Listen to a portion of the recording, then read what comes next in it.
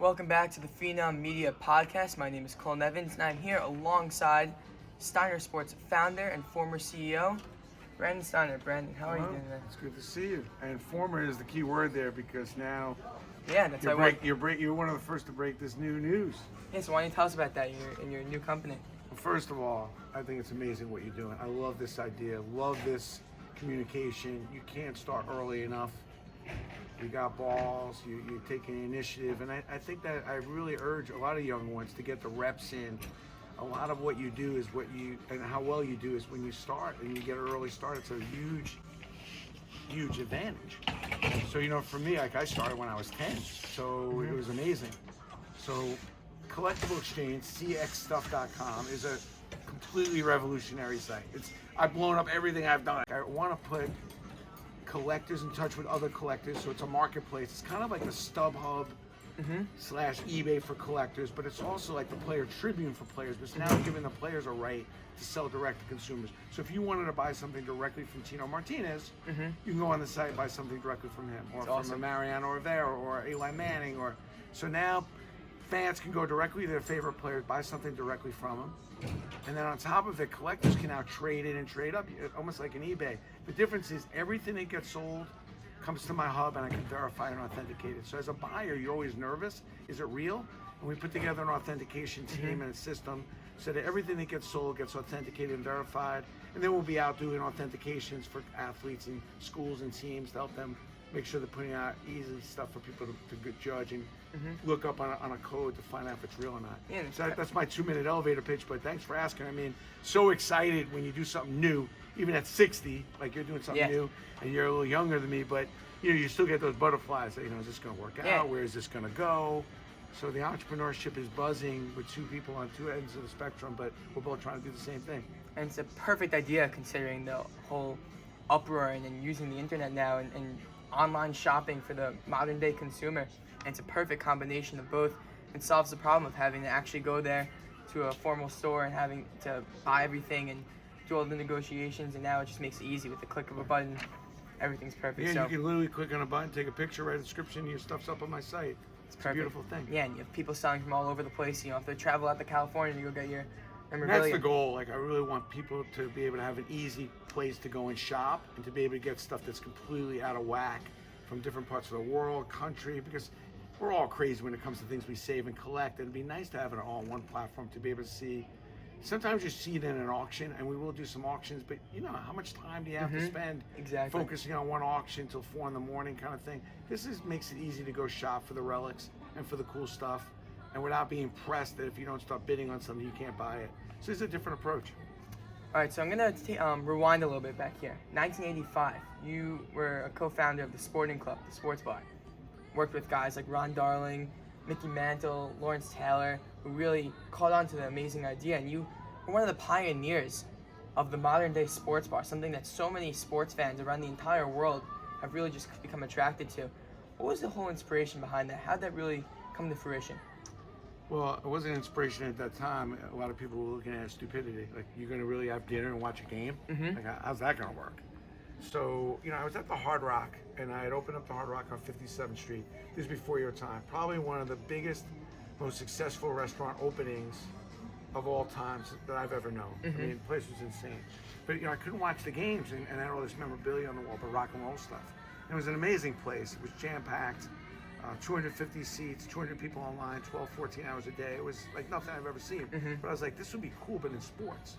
So I found an opportunity to meet up with someone who was a limited partner of the Yankees, Billy Rose, and he wanted to open up this kind of really complex sports bar. What's funny now, when I look back on it, he was kind of into the gambling thing. We had a Caesar's Palace, scoreboard in the place, huge, like with the ones that they have in Vegas. Because back then there's no internet or you had to call up somebody to try to find out the scores of the game and wait till the next morning.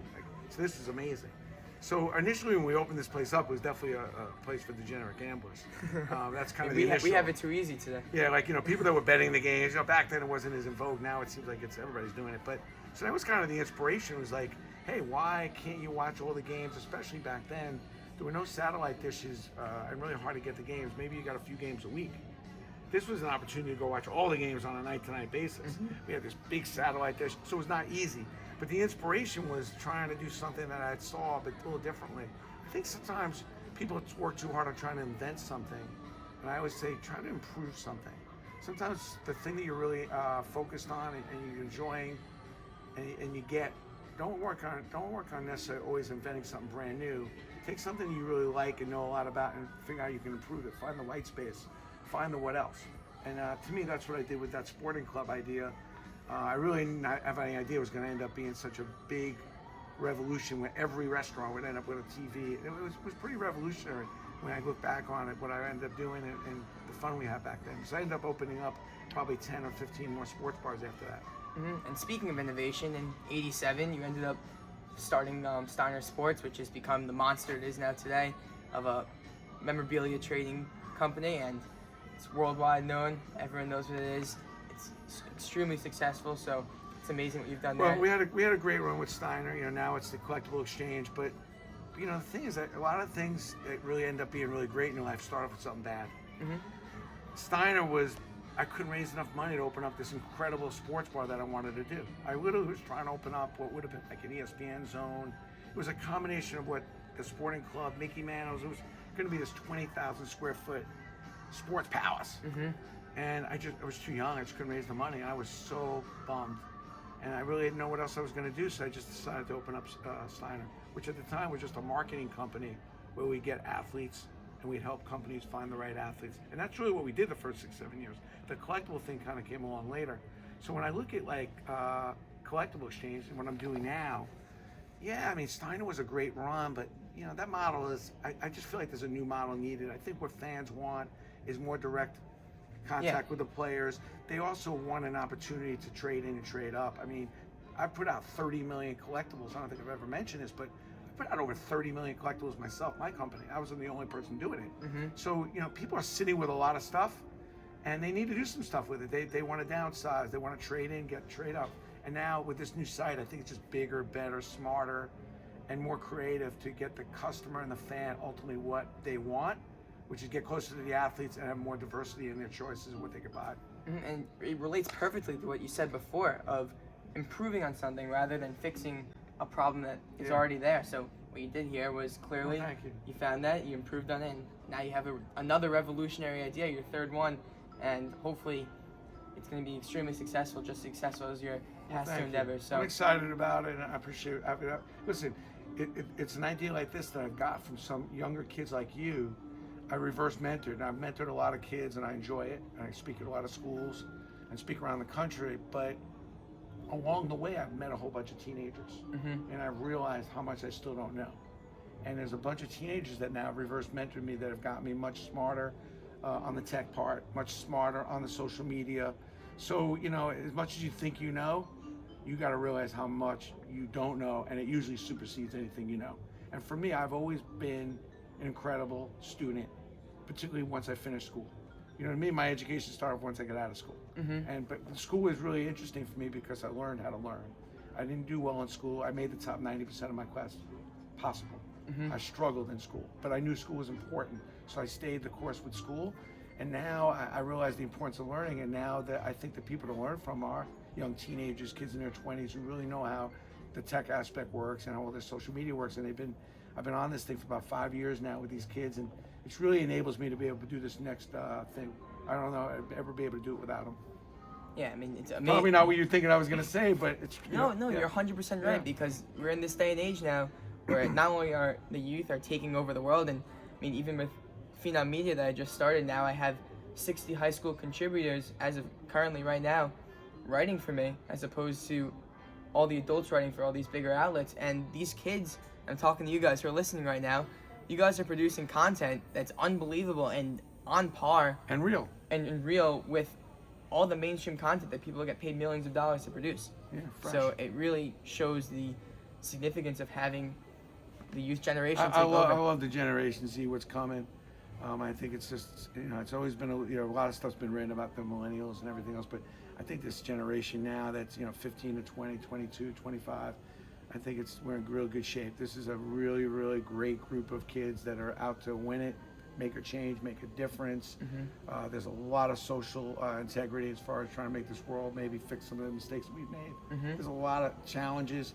I think it's a really important group that we all need to pay attention to, and there's a very hard-working work ethic too. And before we go, I want to quickly talk about some current Yankee stuff, because you are a big Yankee fan yourself, as you heard last night or this morning, because he did sign at midnight. Garrett Cole, starting pitcher, signed the massive 9-year, $324 million deal with the New York Yankees to put him in pinstripes now. Any quick thoughts on that? Yeah, I mean, I think the Yankees are one of the incredible organizations in all of sports, and incredible organizations do incredible things. When you stop moving, you stop changing and challenging yourself to get the best, do the best, that's when you start slipping, which is why the Yankees rarely slip.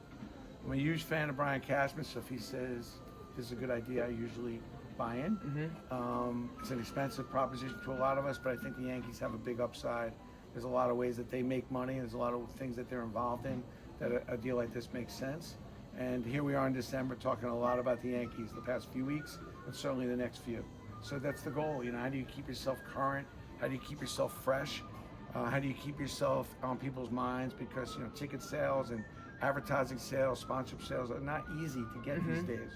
So the Yankees know they have to be aggressive. They know they got to put the best team on the field, and that's why they are the Yankees. And that's why they're the best. Yeah. So I'm a fan. I'm a fan of the Yankees. I'm a fan of the Yankees as a business. I think this move really exemplified everything that he just said. A big move, something that the fans have wanted for such a long time, something that will not only propel the team to the next level on the field, but off the field as well, which is, again, it's half the game. It's on the field and off the field, the whole business aspect of it, something that you've worked in your entire life. So that's going to do it for today. Thank you so much for your time, Mr. Steiner. I appreciate it. We'll see you on Collectible XChange or cxstuff.com, and if you got something to sell or buy, come on, boy.